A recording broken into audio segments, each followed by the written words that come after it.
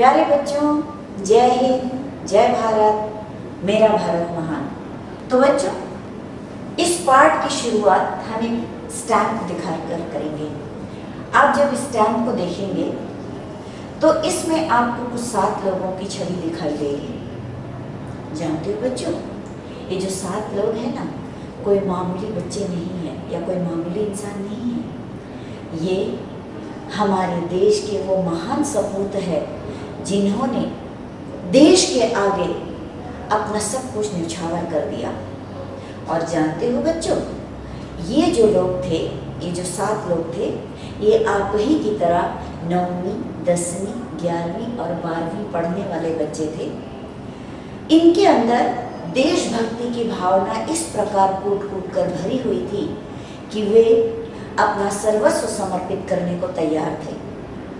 हमारा देश गुलामी की परतंत्रता से जकड़ा हुआ था, यानी अंग्रेज हमारे देश पर शासन कर रहे थे और चारों तरफ देश को स्वतंत्र करने के लिए क्रांतिकारियों द्वारा आंदोलन पर आंदोलन किया जा रहा था। ऐसे में इन बच्चों ने भी ठान लिया कि हमें भी अपनी भारत माता को स्वतंत्र देखना है और इसके लिए हम किसी भी हद तक जा सकते हैं। जानते हो बच्चों, 11 अगस्त 1942 को इन बच्चों ने अपने हाथ में तिरंगा उठाया और ये निश्चय कर लिया कि अब हम बिहार के सचिवालय में ये तिरंगा फहरा कर ही रहेंगे। और देश के ये दीवाने, ये मतवाले पूरे दमखम के साथ तिरंगा हाथ में लिए बिहार के सचिवालय की ओर चल दिए। और अंग्रेजों को ये बात कतई कबूल नहीं थी कि कोई उनके खिलाफ विद्रोह करे, और उन्होंने इन 7 बच्चों को गोलियों से भून डाला। लेकिन बच्चों जानते हो, ये अमर शहीद मरने से पहले इन्होंने भारत माता को सम्मान दिलाने हेतु बिहार के सचिवालय में झंडा फहरा कर ही अपना दम तोड़ा। जानना चाहोगे इन सपूतों के नाम? चलिए एक एक कर मैं इनका परिचय देती हूँ। इसमें पहले थे उमाकांत प्रसाद, जो राम मोहन राय सेमिनरी स्कूल के 12वीं कक्षा के छात्र थे। उसके बाद रामानंद सिंह, ये राम मोहन राय सेमिनरी स्कूल पटना के 11वीं कक्षा के छात्र थे। तीसरे थे सतीश प्रसाद झा। सतीश प्रसाद झा का जन्म भागलपुर जिले के खंडारा में हुआ था। इनके पिता जगदीश प्रसाद झा थे। सतीश प्रसाद भी 11वीं कक्षा के छात्र थे और पटना के कायलेजित स्कूल में पढ़ते थे। चौथे नंबर पर थे जगपति कुमार। इस महान सपूत का जन्म गया जिले के खराठी गांव में हुआ था। देवी प्रसाद चौधरी, इस महान सपूत का जन्म सिलहर जिले के अंतर्गत जमालपुर गांव में हुआ था और आप 9वीं कक्षा के छात्र थे। राजेंद्र सिंह, इस महान सपूत का जन्म सारण जिले के बनवारी चक्र गांव में हुआ था। वह पटना हाई स्कूल के 11वीं कक्षा के छात्र थे। और जो 7वें थे राय गोविंद सिंह, इस महान सपूत का जन्म पटना जिले के दशरथ ग्राम में हुआ। वह पुनपुन हाई स्कूल में 11वीं के छात्र थे। बच्चों, आप सोच रहे होंगे कि अध्यापिका इन सब लोगों के बारे में क्यों कह रही है? बच्चों, आज के जो पाठ मैं पढ़ाने जा रही हूँ उसका नाम है जॉर्ज पंचम की नाक। हमारी जो कृतिका पुस्तिका है उसका दूसरा पाठ है। इसमें हमारे देश के जो सरकारी क्रियाकलाप है उस समय के, वहाँ किस तरह से स्वतंत्रता प्राप्ति के बाद भी जो परतंत्रता की जो परछाई है वो भारत के लोगों को छोड़कर नहीं जा पा रही थी। यानी हमारा देश आजाद होते हुए भी अपनी पराधीनता के दिनों को भुला नहीं पा रहा था, वो स्वतंत्र होते हुए भी गुलाम बना हुआ था।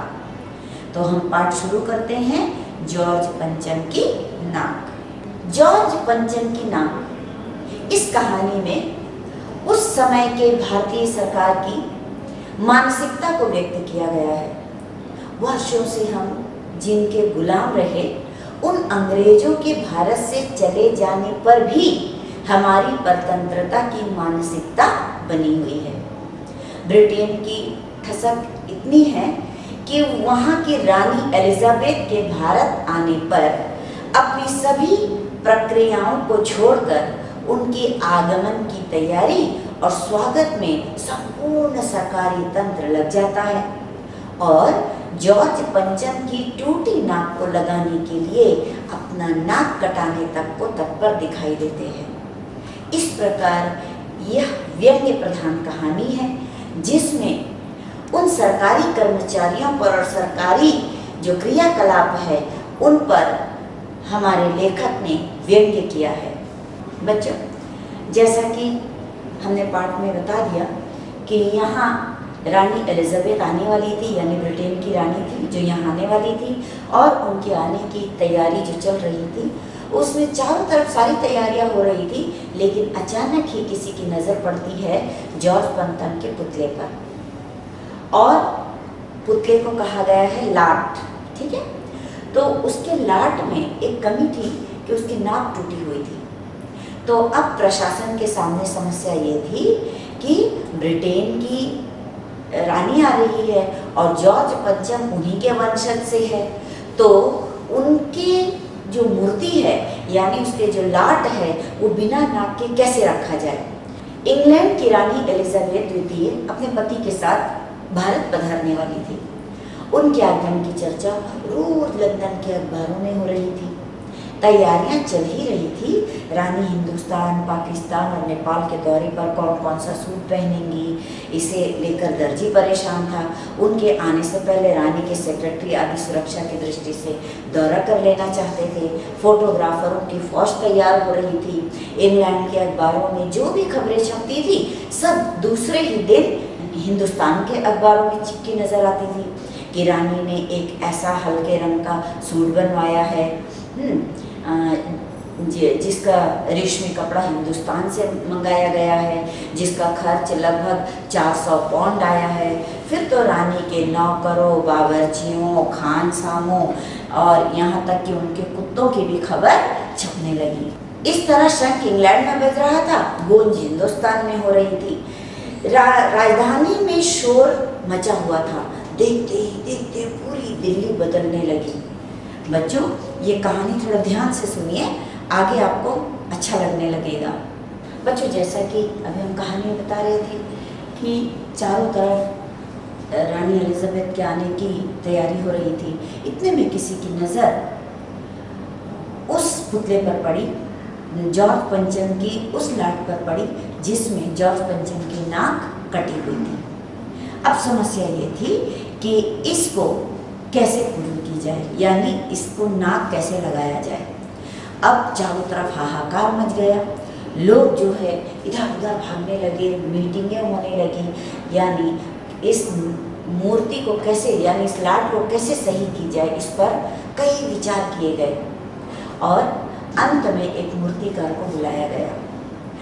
मूर्तिकार आया और आने के बाद जब उसने सबके चेहरे लटके हुए देखे, यानी जो भी अधिकारी पदाधिकारी वहाँ पर मौजूद था सबके चेहरे लटके हुए थे, क्योंकि जो जॉर्ज पंचम की लाट थी उसमें नाक कटी हुई थी। तो अब मूर्तिकार को ये समझाया गया कि किसी भी तरीक़ा से आप इस मूर्ति पर नाक लगा दीजिए। तो मूर्तिकार ने भी तहस में आकर कह दिया कि हो जाएगा, बिल्कुल बन जाएगा नाक, लेकिन इसके लिए मुझे ये पता लगाकर आपको देना होगा कि ये जो मूर्ति बनी है कब बनी है, किसने बनाई है और किस धातु से, यानी किस पत्थर की बनी है। और जब वो मुझे मिल जाएगा तो मैं वहाँ से जिस चीज़ की भी ये बनी है वो मैं वहाँ से मंगा लूँगा और मूर्ति पूरा कर दूँगा। ठीक है, एक सब एक दूसरे को देखने लगे मूर्ति कैसे बनी, कब बनी, किसने बनाया। तो ये सब जानने के लिए लोग एक दूसरे को ताकने लगे। लेकिन बहुत ही सोच समझ के बाद वहाँ के क्लर्क को बुलाया गया और उनसे कहा गया कि पता करो कि ये मूर्ति कब बनी थी और किसने बनाई थी और किस चीज़ से बनाई गई है, और अगर ये पत्थर से बनी है तो वो पत्थर कहाँ से लाया गया है। अब क्लर्क ने भी दिन रात एक करके सारी फाइलें छान ली, लेकिन कुछ भी हाथ ना लगा। यानी वो कामों ने एक दूसरे की ओर देखा, क्लर्क को बुलाकर उसे काम सौंपा गया, पुरातन की फाइलें देखकर पता लगाओ कि यह लाट कहाँ बनी और पत्थर कहाँ से लाया गया। क्लर्क ने भी सभी फाइलें छान मारी पर कुछ पता नहीं चला। हुक्कामों की फिर सभा हुई, सबके चेहरे पर उदासी छा गई। फिर एक कमेटी बनाकर उस नाक की जिम्मेदारी उस कमेटी पर डाल दी गई। ठीक है, फिर से मूर्तिकार को बुलाया गया। मूर्तिकार ने आकर फिर एक आश्वासन दिया कि आप लोग परेशान मत होइए, मैं हिंदुस्तान के सभी पहाड़ पर जाकर ऐसा ही पत्थर खोज कर लाऊंगा। मूर्तिकार की यह बात सुनकर कमेटी के सभी लोगों में जान आई। उन लोगों ने समझा कि अब तो ये मूर्तिकार मूर्ति बनाकर ही दम लेगा।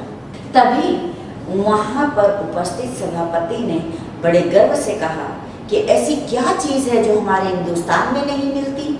हर चीज़ हमारे देश के गर्भ में छिपी हुई है। ज़रूरत सिर्फ खोज करने की है। खोज करने के लिए मेहनत करनी होगी, इसी मेहनत का फल हमें मिलेगा। आने वाला ज़माना बहुत ही खुशहाल होगा। बस सभापति का ये कहना ही था कि दूसरे ही दिन ये बात अखबार में छप गई। आगे देखिए बच्चों, अब मूर्तिकार देश के दौरे पर निकल पड़ा, यानी पत्थर ढूंढने निकला। एक के बाद दूसरे प्रदेश, एक मूर्ति के बाद दूसरी मूर्ति की नाक टटोलने लगा, नापने लगा। दिल्ली से मुंबई पहुंचा, दादा भाई नौरोजी, गोखले, तिलक, शिवाजी, जहांगीर सबके नाके टटोल ली। गुजरात की ओर भागा, गांधी जी, पटेल, महादेव देसाई की मूर्तियों को परखा और फिर बंगाल की ओर चला। वहाँ गुरुदेव, रविंद्रनाथ टैगोर, सुभाष चंद्र बोस, राजा राम मोहन राय सबकी नाकों की नाप ली। फिर बिहार होता हुआ उत्तर प्रदेश आया। वहाँ चंद्रशेखर आज़ाद, बिस्मिल, मोतीलाल नेहरू, मालवीय की लाटों के पास गया। घबराहट में मद्रास भी पहुंचा, जहाँ तहाँ मैसूर, केरल का दौरा करता हुआ पंजाब पहुंचा। वहाँ लाला लाजपत राय, भगत सिंह की लाटों का सामना किया, यानी उनकी लाटों से उनके नाक और इनके नाक को नापा और अंत में दिल्ली पहुंचकर अपनी व्यथा सुनाई। वो बोले, मैं पूरे हिंदुस्तान की परिक्रमा कर आया, फिर भी किसी भी मूर्तियों से इनका नाप जो है बिल्कुल अलग है और सभी की नाक जो है जॉर्ज पंचम की नाक से बड़ी है, अर्थात पंचम की नाक इन सभी नाक से छोटी निकली। बच्चों, मैं यहाँ थोड़ा सा रोकना चाहूँगी। देखिए, यहाँ हमारे लेखक ने बहुत ही गंभीर तरीके से ये बात बताने की कोशिश की है कि जॉर्ज पंचम की नाक हमारे देश के उन महान नेताओं से तुलना की गई। बताया गया है कि कुछ भी कर ले, आप कितने भी बड़े राजा महाराजा क्यों ना हो जाए, हमारे देश के लोगों के सामने उनकी एक नहीं चल सकती। वे उनके सामने छोटे और उनका कोई मूल्य नहीं है, यानी वो छोटे के छोटे ही रहेंगे। आगे बढ़ते हैं, कहानी में क्या होता है बच्चों जानते हो? मूर्तिकार से यह बयान सुनकर सारे हुक्काम हताश होकर झुंझलाने लगे। हुक्काम से तात्पर्य है शासकीय अधिकारी, यानी जो बड़े बड़े पद पर बैठे वाले अधिकारी थे, उनके पसीने छूटने लगे कि अब क्या होगा, क्या नाक नहीं बनेगी, क्या जॉर्ज पंचम की मूर्ति में नाक नहीं लगेगी।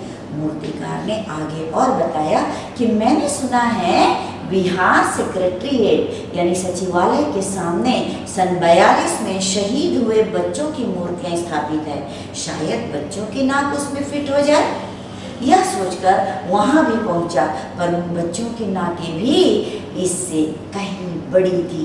बताइए अब मैं क्या करूँ। देखिए बच्चों, यहाँ फिर मैं बताती हूँ, जहाँ मैंने पाठ की शुरुआत में आपको जो स्टैम्प दिखाया था, जहाँ 7 बच्चों का जो चित्र मैंने दिखाया था, जो स्टैम्प में अंकित था, तो वही 7 बच्चों की बात यहाँ मूर्तिकार कह रहा है। मूर्तिकार बता रहा है कि उन बच्चों की नाक शायद फिट हो जाए, लेकिन बच्चों यहाँ हमारे लेखक ने फिर एक बार कटाक्ष करते हुए कहा है कि यहाँ भी जॉर्ज पंचम की नाक हमारे शहीद बच्चों के आगे छोटी पड़ गई, यानी उनका देश प्रेम जॉर्ज पंचम के आगे जीत गया और जॉर्ज पंचम हार गया। अब आगे बढ़ते हैं। मूर्तिकार हार मानने वाला तो नहीं था, क्योंकि वो लालची भी था। वो चाह रहा था कि मैं जितना अच्छा काम करूँगा, जितनी जल्दी मैं मूर्ति लगाऊंगा, मुझे उतना ही अधिक से अधिक पैसे मिल जाएंगे। और लालच में अंधा होकर वो कई तरह के तरीके बता रहा था, जो देश के लिए बहुत ही शर्मनाक था। अब आप सोचिए बच्चों, हमारे देश के महान नायक, हमारे देश के महान स्वतंत्रताकारियों की नाक, यानी उनकी मूर्तियों से नाक लाकर लगाने को ये सब अधिकारीगण तैयार हो गए, सिर्फ अपनी धाक बचाने के लिए, अपने को श्रेष्ठ बताने के लिए, वो भी ऐसे लोगों के सामने जिन्होंने हमारे देश को अंदर ही अंदर खोखला बना दिया था इतने साल यहाँ पर राज करके। और ऐसे लोगों के सामने हम झुक झुक कर उनके लिए कुछ भी करने को तैयार थे, चाहे इसके लिए हमारे आत्मसम्मान को ही कुचलना क्यों ना पड़े। मूर्तिकार हार मानने वाला नहीं था। राजधानी में अन्य सभी तैयारियां चल रही थी। जॉर्ज पंचम की लाट को मलकर, नहलाकर, रोगन कर तैयार कर दी गई थी। सिर्फ नाक ना होने के कारण बड़े बड़े हुक्कामों में खलबली मची हुई थी, यानी बड़े बड़े अधिकारीगण जो है बहुत परेशान हो रहे थे। इधर मूर्तिकार ने फिर शर्त दोहराई। कमरे के दरवाजे बंद कर दिए गए जिसमें कमेटी बैठी हुई थी। मूर्तिकार ने फिर से एक नई योजना बनाई और सभी के सामने पेश किया। नाक लगाना यदि बहुत ही जरूरी है तो मेरी एक राय ये भी है कि 40 करोड़ जनता में से कोई एक जिंदा नाक ही काट कर लगा दी जाए। देखिए बच्चों, हमारा मूर्तिकार कितना धूर्त है कि अपने आप को श्रेष्ठ बताने के लिए उसने हमारे देश के लोगों को भी नहीं छोड़ा। यानी उस समय हमारे देश की जनसंख्या 40 करोड़ थी, तो उन 40 करोड़ों में से किसी की नाक काटकर जिंदा नाक ही जॉर्ज पंचम की नाक पर लगा दे, ऐसी राय उस मूर्तिकार ने दी, जो हमारे लिए, हम भारतीयों के लिए कितने शर्म की बात है कि हम अपने आत्मसम्मान। देखो बच्चों, एक बात मैं और बताना चाहूँगी कि हमारे देश में नाक को सम्मान का द्योतक समझा जाता है ना। अब माँ बाबा भी कहते हैं ना, तुम ठीक से काम करो नहीं तो मेरी नाक कट जाएगी। अध्यापिका कहती है बच्चों अच्छा पढ़ो, अच्छा नंबर लो, नहीं तो मेरी नाक कट जाएगी, सब कहेंगे आपकी अध्यापिका ने क्या पढ़ाया। तो नाक जो है सम्मान का द्योतक है। और यहाँ जॉर्ज पंचम की नाक को लेकर लेखक ने एक बहुत सुंदर अध्याय हमारे सामने भेजा है कि हम किस तरह से हमारे देश के लोगों की चाटुकारिता को समझे। लोग अपना उल्लू सीधा करने के लिए, अपने आप को श्रेष्ठ साबित करने के लिए, दूसरों के सामने अपने आप को अग्रणी दिखाने के लिए किस हद तक नीचे गिर सकते हैं। अपने देश के सम्मान को ठेस पहुंचाकर, हमारे देश की गरिमा को कुचलते हुए वे कुछ भी करने को तैयार हैं। तो आगे बढ़ते हैं। क्या हुआ, उसने यानी मूर्तिकार ने अपनी राय बताई कि हम क्या करेंगे कि 40 करोड़ जनसंख्या में से किसी एक की जिंदा नाक ही लगा देंगे। तो मूर्तिकार की इस योजना को सुनकर चारों तरफ सन्नाटा छा गया। सबको परेशान देखकर मूर्तिकार ने कहा, आप लोग घबराते क्यों हैं? यह काम आप मेरे ऊपर छोड़ दीजिए। नाक को लोगों से चुनकर लेकर आना मेरा काम है, मुझे तो आपकी सिर्फ इजाजत चाहिए। सभी लोग एक दूसरे से धीरे धीरे फुसफुसाने लगे और धीरे धीरे बात करके मूर्तिकार को अनुमति दे दी गई। अखबार में सिर्फ इतना ही छपा गया कि नाक की समस्या हल हो गई और जॉर्ज पंचम की नाक को लगा दिया जाएगा। हाँ, तो बच्चों मूर्तिकार को इजाज़त दे दी गई और दूसरे दिन अखबार पर यही छपा कि राजपथ पर स्थित इंडिया गेट के पास वाली जॉर्ज पंचम की मूर्ति की नाक लग रही है। मूर्ति के आसपास का तालाब सुखाकर और साफ कर ताज़ा पानी डाला गया, जिससे जिंदा लगाई जाने वाली नाक सूख न जाए। रानी के आने का दिन नज़दीक आता जा रहा था। मूर्तिकार खुद बताए हल से परेशान था, यानी उसने जो खुद ही जो राय बताया था उसके लिए वो खुद भी परेशान चल रहा था। उसने फिर जिंदा नाक लाने के लिए कमेटी से कुछ और मदद मांगी। उसे वो मदद भी दे दी गई। हाँ, उस दिन हर हालत में नाक लग जानी चाहिए।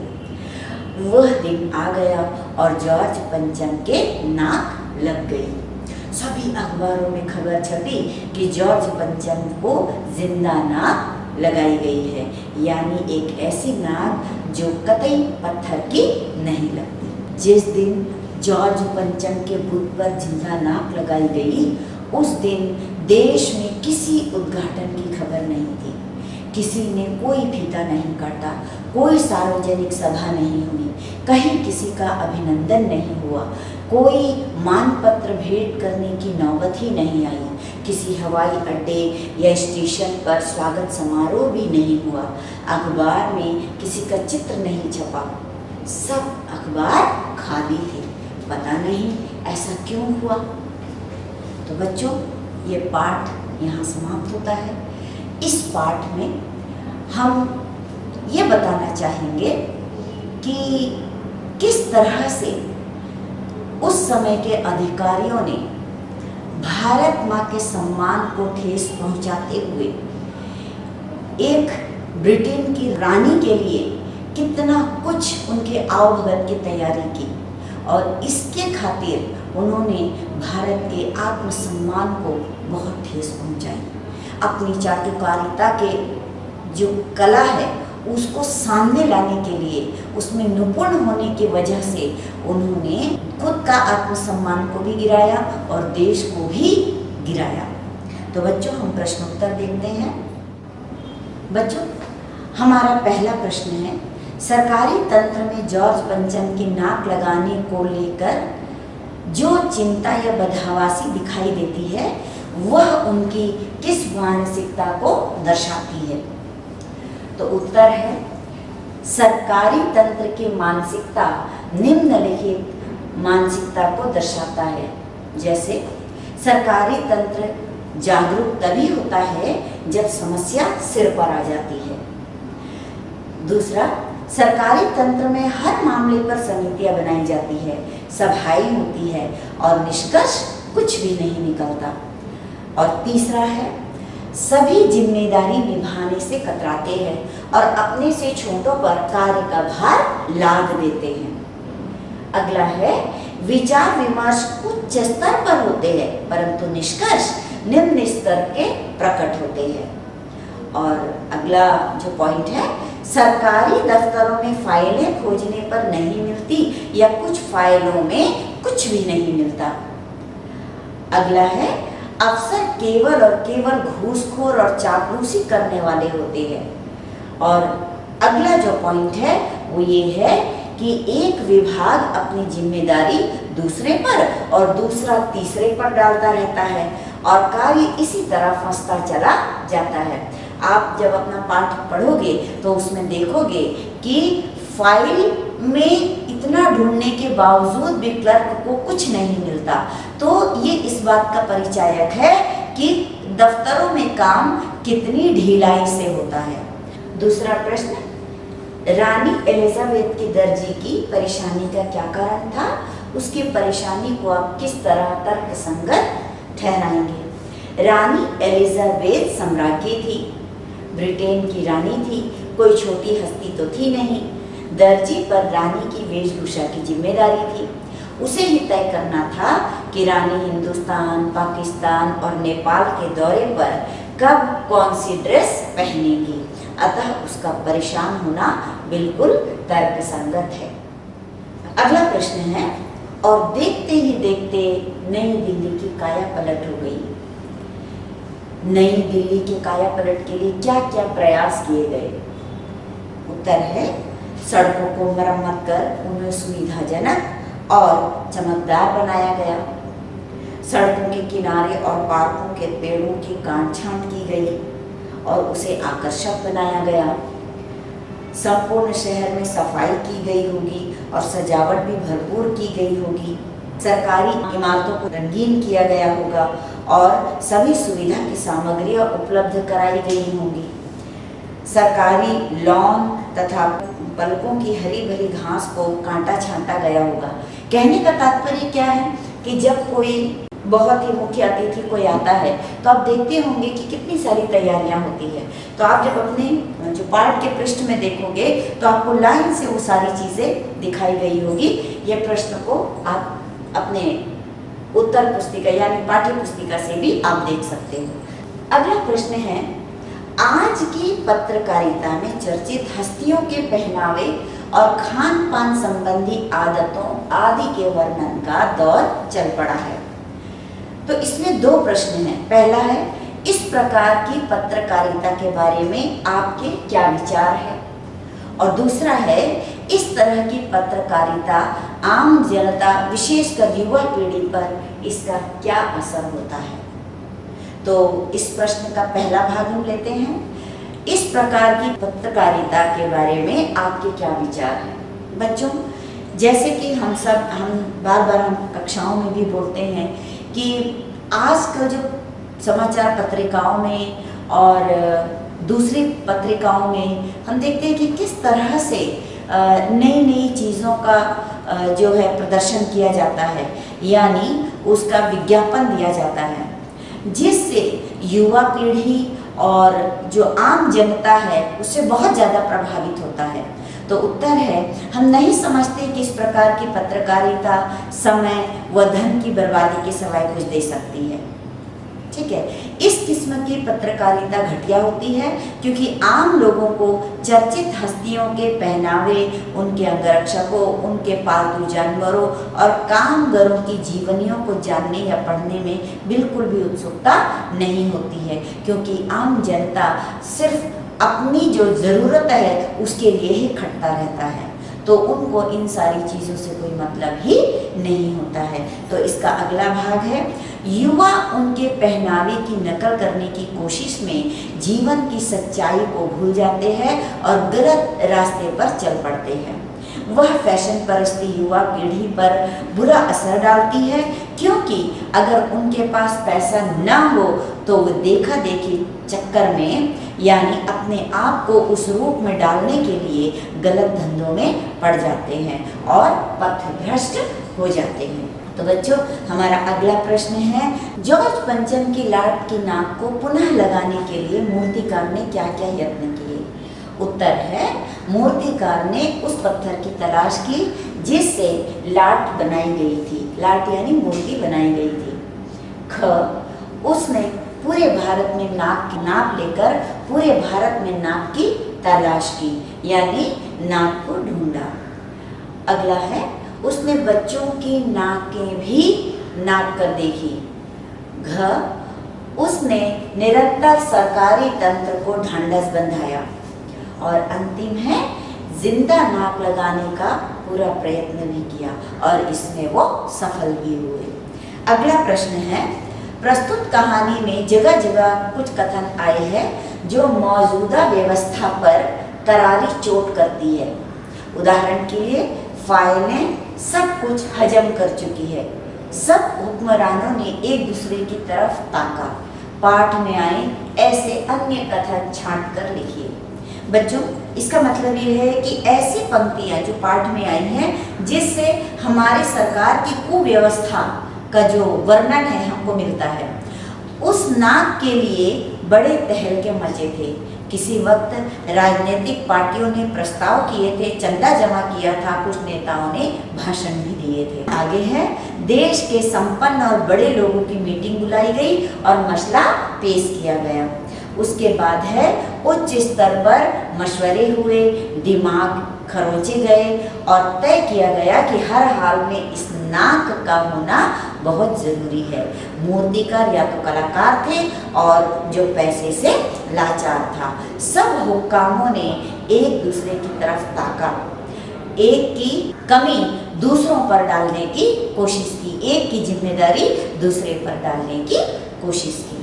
बच्चों, हमारा 7वां प्रश्न है, नाक मान व सम्मान प्रतिष्ठा का द्योतक होता है। यानी नाक मान सम्मान व प्रतिष्ठा का द्योतक है।